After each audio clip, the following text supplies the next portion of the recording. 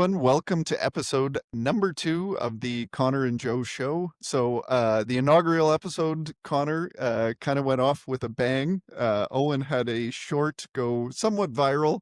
That was quite provocative.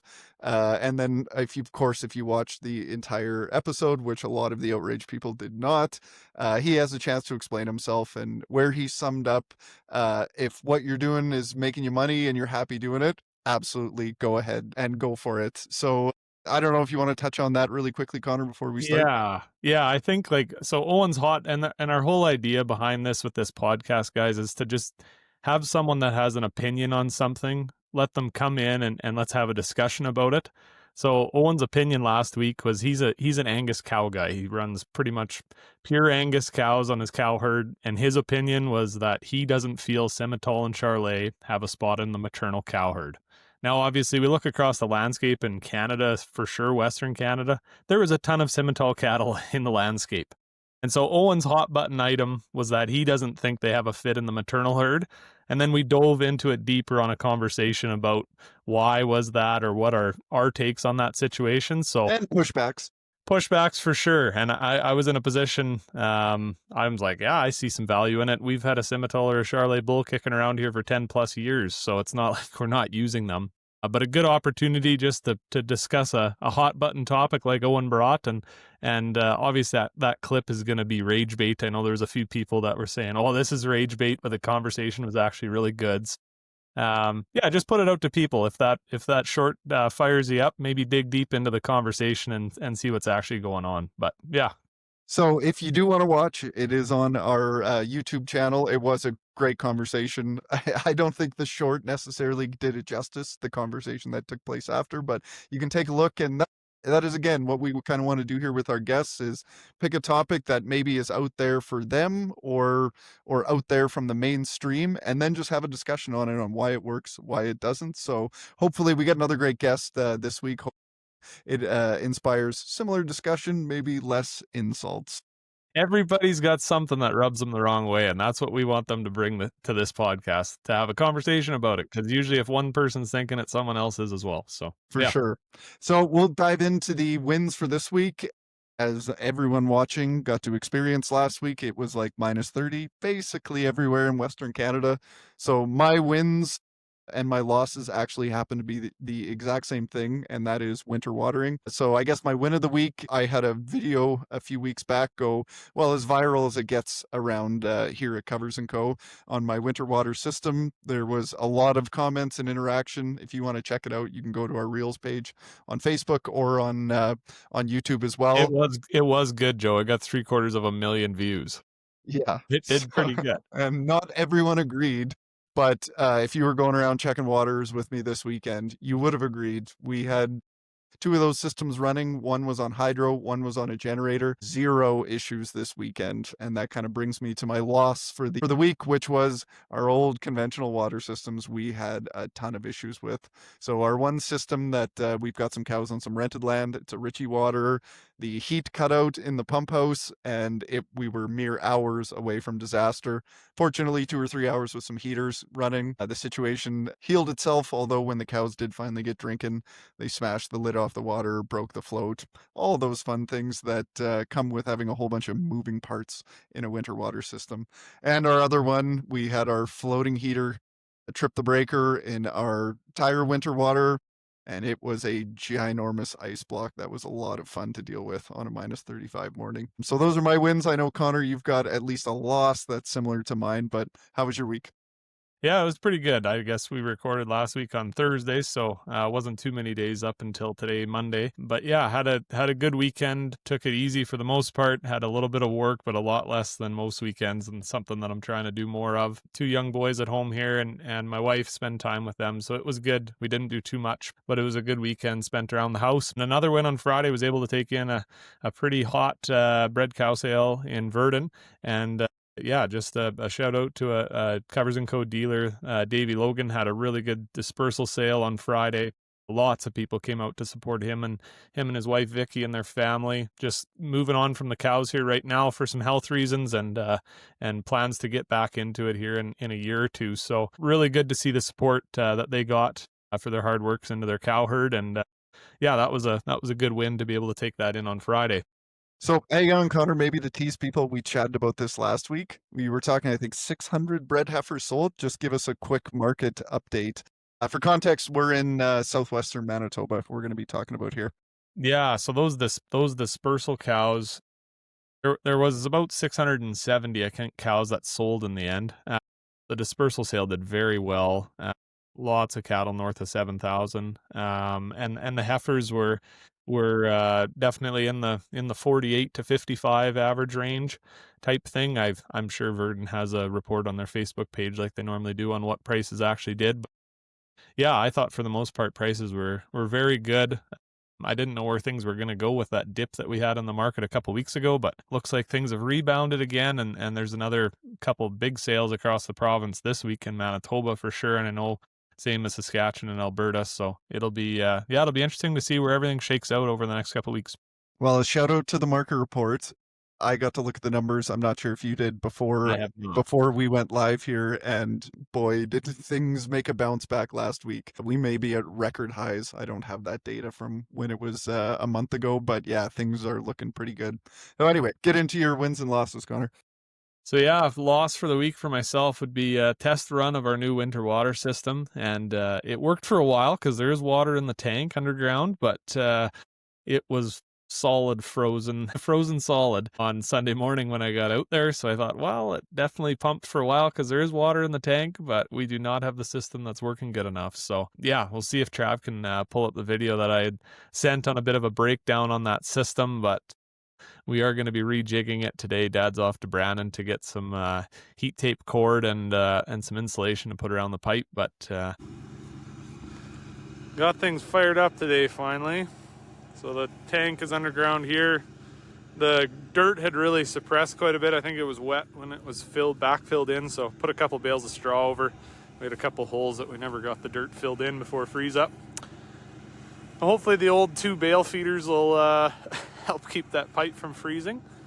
And then yeah, pill switch in the tank to kick off at high level, hooked up to that sump pump that's running out of the cribbing, and it's got a pill switch on it as well to kick off when the cribbing's dry. So we will do this to a tank here later this week, and we'll see how many days it takes to fill this big tank up, but test run's going. Connor, that is the best use of 2 bale feeders I have ever seen. And the one that's upright, it's got like a couple sickles welded onto it to try and hold bars together. So it's gone through the ringer, and yeah, it's into its retirement home now for the water system. But yeah, we So had maybe touch on, just for those that don't really understand what's going on there. Yeah. Just give us a quick summary. What's going on? So battle and water levels here this year. We found water with some well drillers this summer at about 20 feet below surface level. And we rough guessed about 5 gallons a minute, which is, oh yeah, that's tons of water. Not. Anyways, that's what we got. So we put a plastic cribbing in the ground, 30-inch cribbing, 25 feet below surface level. So we had a bit of a reservoir underneath where the water level was coming in. And that fills up good. So we know we do have water, but we're pumping that out of the one box into another box where there's a 15,000 gallon tank buried underground. So that's going to act as our reservoir, as we're only pumping 3 to 5 gallons a minute out of that well. It's just we're not going to have enough surge capacity for when a group of cows comes to drink. So the problem we ran into this week was that pipe. We tried to have a point where it wouldn't freeze, so that when the pump did kick off for low water in the cribbing, or the pill switch kicked off for high water in the tank, all the water would run back down off those bale feeders to where it wouldn't freeze. One thing that I've touched base with a few guys on this system, and they figured that 1-inch line does not have enough room for failure when it does get cold. And I mean, it was minus 30 on Saturday night. So we put it to the test right away. We're thinking we could potentially try 1.5-inch line and see if there's some value in that. But what we're going to do today is wrap some, since we have hydro at that setup, we're going to go to Princess Auto, my favorite water parts store, and wrap some heat cord around that pipe and then put some insulation around it. We might put some PVC piping around it as well, just another form of protection more or less from the wind, but not too sure yet. We just need to get it running as of now. So what was froze? The pipe that went up and down on that bale feeder. So your 15,000 gallon reservoir, though, it was fine. Oh yeah, it was good. There was a bit of water in the bottom, and like I pulled the lid up on the cribbing, and it was hot steam, and there was like 5 feet of water in the bottom maybe, and the pump wasn't really submerged, but it was trying to run, but obviously that line was frozen, so it didn't work. So yeah, it has potential to work. We're hoping that we can be in a spot to plug in this heat cord and it'll work, but we will come back next week and let you know probably. Hopefully it's next week's win. Yeah, I hope so. All right. Well, I think that's going to close our From the Field segment. Of course, it's a little chilly to be in any field these days. Our guest this week is Nick Cowan. Nick's from 𝙏𝙤𝙚, Manitoba. They run, him and his brother Dell manage, I think it's about 10,000 acres of grain farm, and they've got about 600 cows. So Nick's just a really interesting guy. If you've been following our webinars for years, Nick's been on a few times. He's got interesting opinions about a number of different things, and we're looking forward to his hot topic conversation this week. So really excited to have Nick Cowan on. All right, Nick, thanks a lot for coming on. Let's hear your hot agricultural topic. Well, I don't have too many controversial topics, and I don't even know if this is that Liar. controversial, but I think a big problem in our area is salinity, and I'm in the same boat as all my neighbors. We're all kind of in the same boat of how to deal with it, and a lot of people are going to tile drainage, and I've considered tile drainage, and I guess my hot take in a summary is that perennials to fix salinity is better than tile drainage, because you told me to come up with something, so that's what I come up with. All right, give us some background, your thought process into this. Well, it's mainly from experience. We had, 25 acres here, like up to 100 acres of our worst land that was very unproductive, and we threw it down to alfalfa or alfalfa grass mix just so we didn't have to deal with it. And then 4 or 5 years later, we took it out and it was our best ground and clean, very few, like we were doing one spray pass, like we wouldn't burn off. We just do in crop. It was no disease. We were going very low fertility, and that land was phenomenal. It went from our worst pieces to our best. So we, we started doing it. We did 2 quarters 2 years ago, and then this year we did 3 quarters of alfalfa. I think the tile drainage, the first thing the tile companies were doing when they was cleaning out the ditches and unplugging the culverts. And I definitely think that's a good thing. Like we're like, well, that's I think what fixed the problem. And then they're saying like they're doing their first $10,000 to clean out the ditch, and that was, I think, if they just would have stopped there, the problem would have been solved. But the tile companies, if you watch, they always do that because that's usually more than the pattern tile, I think, is solving the problem. And I know a lot of municipalities out your way, out east, where they have money, clean them out for you and keep the culverts unplugged. But out in Western Manitoba, you better do it yourself, or our taxes are already ridiculously high. So I I just do that myself. But and there's other benefits. Like I think you get the crop disease break, the internal drainage to get to the tile.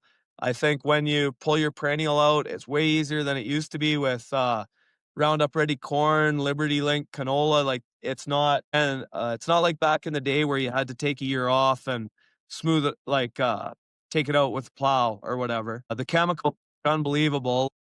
You can go a liter of Roundup after 5 years of no chemical, and works like it used to back in the day.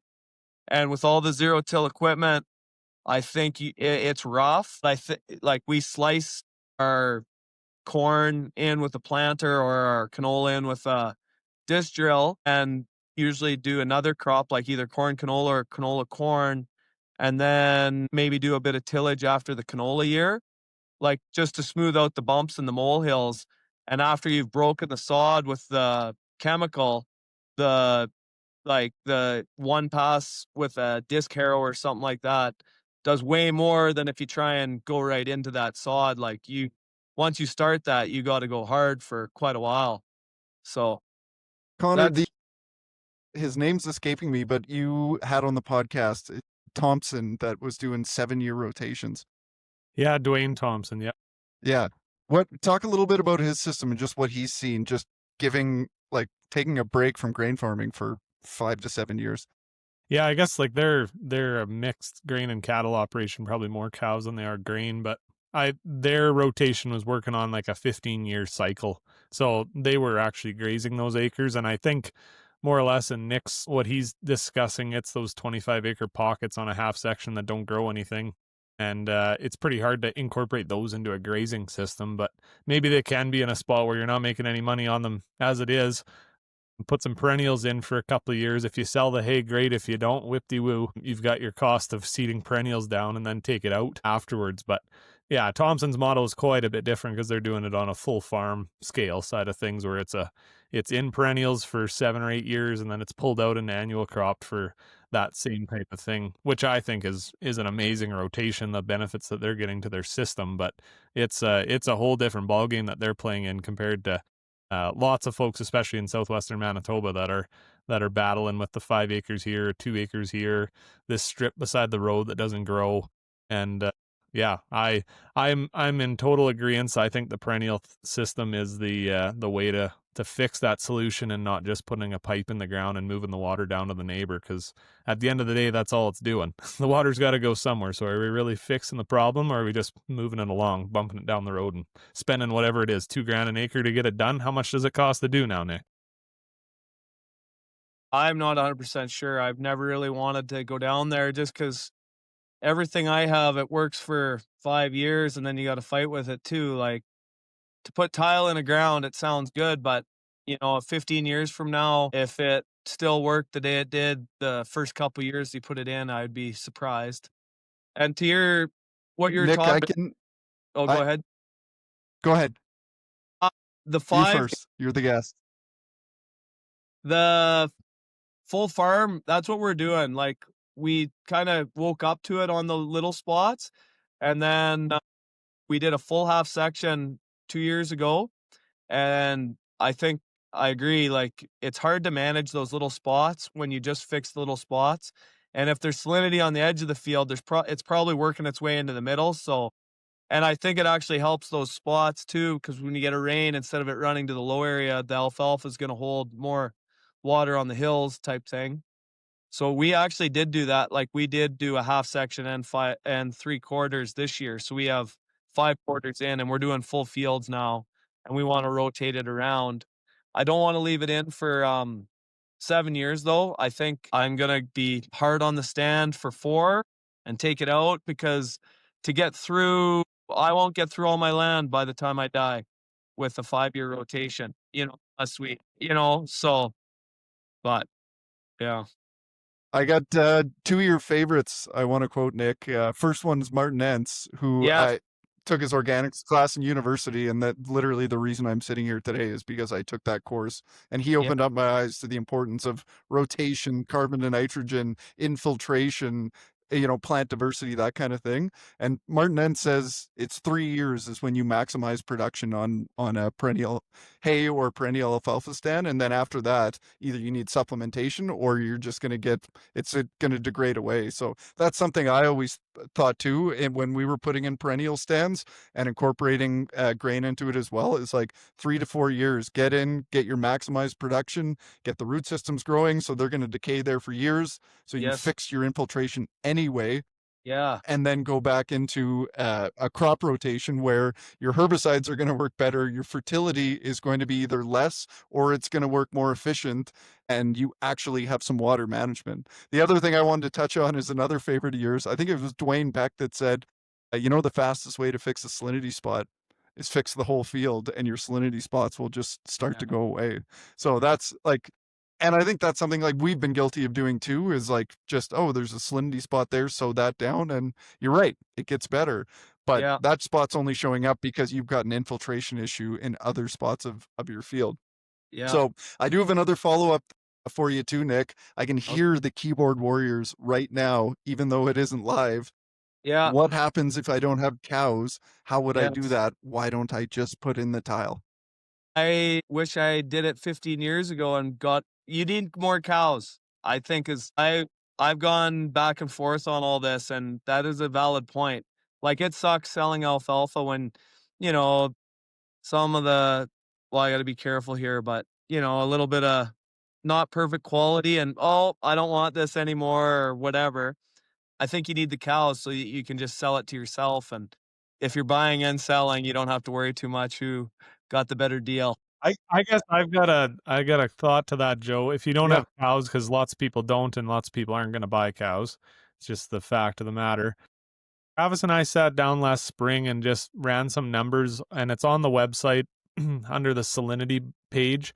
So I would advise people to check it out. But we figured like 5% of your acres on a 2,500 acre grain farm are probably in Salinity. And so 2,500 acre farm, that's 125 acres of salinity. We just did on a wheat canola rotation that most producers are growing in Western Canada, just seed, chem, and fert, no machinery, overheads, nothing. On those 125 acres, we're just shy of $1,000 in 10 years. So to seed down a perennial forage, do a couple burn-offs before you do it, put some barley with it to get established, over 10 was going to be $12,000 on those 125 acres. So if we're looking at a net loss of whatever your inputs are on those 125% of your acres every year, what is the point? Even if you don't make hay, if you just seed them down, it's 12 grand over that 125 acres. You could seed it twice. $24,000 you're out in comparison to you could be losing 300,000. So the thought of, well, yes, you need more cows, I think that helps the scenario out. But at the end of the day, if we're just not losing money on it anymore, isn't that a net win for the farm? Well, and I mean, it's one thing if we rewind to 2021 and you're getting $24 for a bushel of canola. That's not the case anymore. And according to the Manitoba government, whose numbers you can argue with, I argue with them all the time. But let's use that as a baseline at 1350, or I think the last time I did it, it was 1323 canola. It was 53 bushels to the acre break even. So you're not getting that in your salinity spots. Even like Nick says, if you want to go whole field, pick your worst fields that you're not going to grow anywhere near that. If you can even break even on that cost, but get the benefit of the land improvement over the next 2 or 3 years, that's an amazing investment. Maybe in 2 or 3 years, the price of canola will come back, and now we've got a well aerated land that can infiltrate water and cycle nutrients, and we can grow 53 bushel canola with less inputs. And we saved ourselves $1,000 an acre cost if the other option was tile drainage, which I'm not sold on either, obviously. But I think the other argument, if you don't have cows, we just don't get creative enough in agriculture here. Like, it's immediately, if we're going to grow hay, we've got to have cows. Well, people have hay businesses that are profitable all the time, whether that's an export market or selling locally. You can sell it standing to a neighbor. I mean, there are other options. I think just the fact of the matter is most people don't want to look into those options because they want to grow canola no matter what. Well, and the other option is not doing anything with it. And Yeah. I'm not an equipment or a GPS guy. Nick, maybe you have an answer for this, but are we getting to a point now where with some technology you can still perform your in-crop applications to the entire field and it'll automatically shut off whether you're spraying or seeding through some of these poor doing areas? Like if you were to have say a half section of land and you're getting to a spot where you've got a runway through the middle and it never grows anything. You want to seed it down to grass. When you're running your lines, are you at a spot where the sprayer will just shut off when you're going through it? Or are we getting there soon? I'm sure we're there. We put a man on the moon, apparently. So I think we should be able to do that. I don't know. We that's fine too, but it's too technical and I'm sure you can do that, but I guess if you don't have the cows, you're saying you don't want to give up the good part of the field. That is the trick. That's, I guess, why the argument for is I'll just tile the whole field and get rid of it. But yeah, then that becomes a math problem, and like you guys say, it may be better even if you don't have a good market even if you don't get top dollar for your alfalfa or fully use your alfalfa. You're saying it's still better for the perennials. I agree. Like, I think the benefit you get from the ground is better than tile drainage from the perennials. So The thing I never understand about tile drainage is the biggest issue with drainage is infiltration. Like, we just don't yeah, infiltrate water anymore because absolutely hammer our systems with bad rotations, too much tillage, too much chemical, and not a good enough rotation. Like, Yeah. that's the fundamental issue. Yeah. If you sink a pipe in the ground 6 feet, the water's still got to infiltrate the first 6 inches, and then once it's infiltrated the first 6 inches, why do you want it to go away? It's the surface water you're really worried about. I agree. I guess to my other point, Nick, because we get this pushback a lot. Well, I don't have cows, don't want cows or whatever. I mean, I just think that's just a terrible business idea in 2025. Like, the Yeah. return on cows, even at 4,500 or 5,500 or 6,500, still looks really good. And if you've got a keen marketing eye and can manage your inventory, like, there is just an opportunity now unlike anything I've ever seen in my farming career. Nick and I are about the same age, and I know Connor has never seen this. But I guess in this system where you are sowing down more, I mean, how many cows are you looking at? What are you comfortable with? Like, that's just a rhetorical question, or as Kind many? of. Yeah, I totally get why people don't want cows. It's nobody wants to work. It's hard work. You need more people. It's you can't schedule your vacations unless we're kind of lucky we have enough. We're kind of gotten to big enough where we kind of just take turns, and if you need extra help, you jump over. But I totally see why people, it's like, "Oh, you wanna pay me $1,000,000 to get rid of my cows and I don't have to work anymore?" Like, I totally love the cows for all the marginal land and everything, but I do get the people who are getting rid of them, and that's why I'm bullish on cows. I don't think a lot of people are gonna jump back in. Like, it would be the best thing for all the small communities is always more livestock, because it just gets more people into the small communities. You can't have 1,000 cows without having a bunch of people doing the work. There's no way around it, where you can keep getting nice square half sections and you don't even really realize you're doing that much more, with the grain side. For Another sure. another thing on the cow, like, I don't think you can really mess the perennials up. My first year, we were gonna try and calve, like, on that first half section.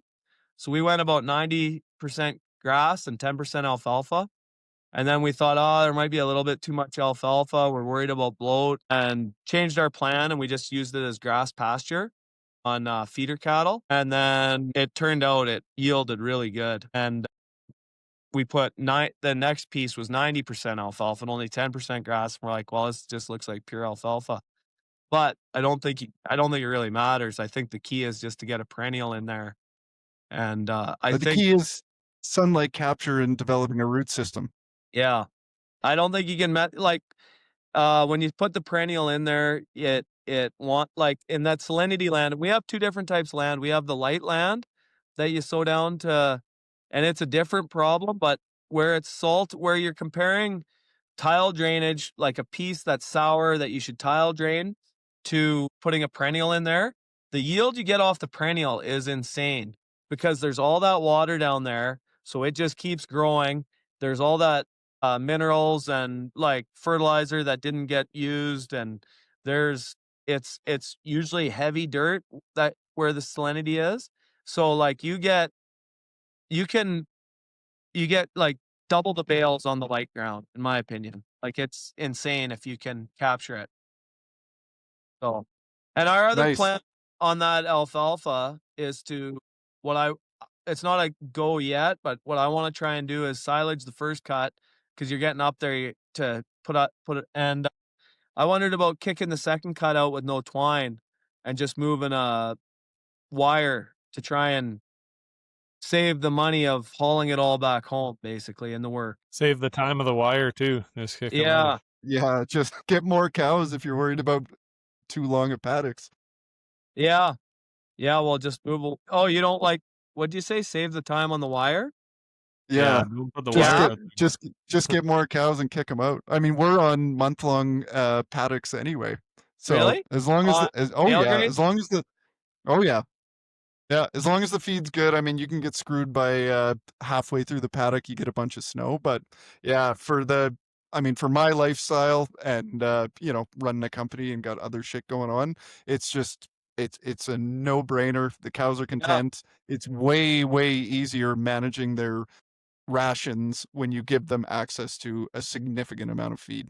We battled it at Christmas last year. I was moving a wire, wanting them to clean it up really good, and then in the end, they just kept breaking the wire down. I kept kicking them out and putting them back in. It was just like, what am I doing? And ended up just giving it to them, and we ended up with the same amount of days. So I was like, what am I doing? Just let them do what the hell they want.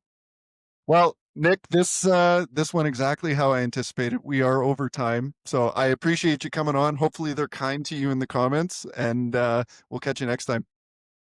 Thank you for having me on.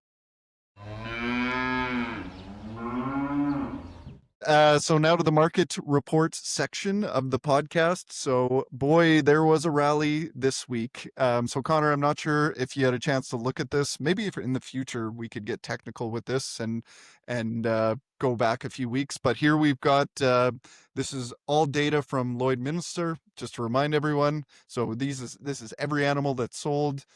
Keegan put it into AI, so AI broke it down into the different classes, the total average cost, and then he correlated it to last week where the market has seemed to rally. So first impressions from last week in Lloyd, Connor. Yeah, shouldn't be feeding my steer calves that are still in the cow. That's for sure, because the heavier they get, what's the point in having them at your place? By the Yeah, looks of it. I mean, just look at the difference between the 4 and 5 weight class. Like there's $100 there. Well, even the So 4 and 6 weight class. yeah, Next to yeah, nothing. Really, it's $110, yeah. which And is crazy. I've thought about getting Keegan to add a value per pound gain on this, but just quick math, that's like 70 cents per value per pound gain. Hate speculating. I am a believer in sell by marketing, and the past is the past, and the future you can't predict. But awful curious what happened a couple weeks ago where the market absolutely tanked on smaller calves, and now we're right back as good as it has been. Yeah, I don't know. It's very interesting. Like it was all doom and gloom, and I had some cows posted online, and it was just like nothing. No one was interested in them. And then this past 2 weeks, it's just like, yep, everyone's buying everything. Everyone's taking cows. They changed the regular sales. Like this week, the pre-sorts were pretty much supposed to be done as of this week. And now all the marts have gone back to running pre-sorts this week because the market has climbed so much again. Because most cases they say like get your calves sold before December 1st, because who knows, before Christmas it's always hit and miss if you're going to get paid well for them or not. And everyone's gone back to having a pre-sort this week because the market has done this. So yeah, it's just so high, it's volatile. Who knows what's going to happen? But that's pretty cool to see. For the light cattle are still bringing crazy big values heading this late into the fall. Look at those 4-weight calves. Like my context was about 2 months ago, we sold 400 pounders for 3,400. I was jumping for joy. That's up over $200 to where it was then. That is that is actually $800 a head up. In a yeah. week. Well, look at that. And It's I up mean, 25% in 1 week. And the numbers are kind of skewed because I mean, the week of November 27th, there was only 100 of those 4 weights, and this week there was 760 of them. So I mean, quality is going to make that number a little bit different, but give or take, just the value there, 3,600 down to from what it was at 2,800. Like you could even say it was a $400 difference on the same quality type of thing, which is a massive change in 1 week. That a 5-weight steers up over 10%, and still the value of gain between 4 and 500 pounds is like less than 50 cents. Yeah. Yeah, It's crazy. That is crazy. Trav, you want to scroll down? We'll do the heifers real quick. I didn't have much of a chance. Kind of the same theme. Lightweight calves made a return. Again, I'm not a speculator, but I wondered if the weather didn't have something to do with that. Just feedlots and buyers didn't want to bring in small weight calves when the weather went from -5 to -30. Again, speculation, which I hate, but yeah, what do you see for a buy? What do you see for a sell here, Connor? Yeah, pretty interesting. I mean, the quantities of the sales are massive differences. Like it's honestly pretty hard to even correlate a 400 the week prior at that mart to a 400 this past week, just go from 130 to almost 800 head. It's hard to justify, is that $2,700 value accurate, or were they poor type third cut calves? And I'd have to imagine having almost 800 in that class, there's a lot of first and second cuts that are making up what the true value is. So yeah, it's crazy though. Like it's still that you get above 500 pounds and the value change is still pretty small. I guess the change from 5 to 6 weight is a little bit bigger than anything else, more or less. So it might, you got a couple bucks there, but outside of yeah, for that, sure. there's not a whole lot to speak of on that list as far as making money putting pounds on. Well, if you have a 700-pound heifer, what's the point in keeping her to, I mean, once again, amount of head that are on that changes things quite a bit, but you're Yeah. probably at a spot, if she's 700 pounds, better move off of her, because there's no point in taking her to 8 unless she's a breeding type animal. So staying consistent here. Last week it was a good idea to keep calves. This week it's a good idea to sell calves. Yeah. Well, I said to Dad when we moved our pairs out to the field, I said, yeah, we're going to haul these out here. And this was a couple weeks ago. We're going to haul these out here and feed them good with their mother and hopefully get paid what we could have gotten paid a month prior to. So now it's Mission accomplished. should be bringing them in and just moving away from them. But Well, we it get closer it to did winter. work. It just worked quicker than what you were anticipating.